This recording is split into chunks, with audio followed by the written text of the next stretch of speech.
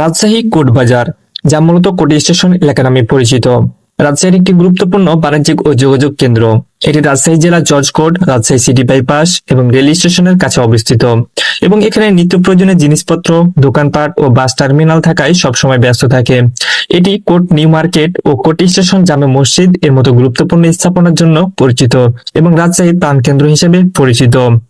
কোর্টবাজার এটি রাজশাহী শহরের বাইপাস এবং রাজশাহী চাপাই সড়কের পাশে অবস্থিত এবং জর্জ কোর্ট ও স্টেশন সংলগ্ন হওয়ায় অত্যন্ত গুরুত্বপূর্ণ।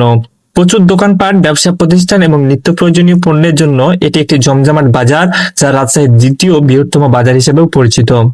বাস ও অন্যান্য পরিবহনের সুবিধা থাকায় এটি শহরের অন্যতম প্রধান যোগাযোগ কেন্দ্র। কোর্ট স্টেশন জামে মসজিদ এবং কোর্ট নিউ মার্কেট এই এলাকার প্রধান আকর্ষণ।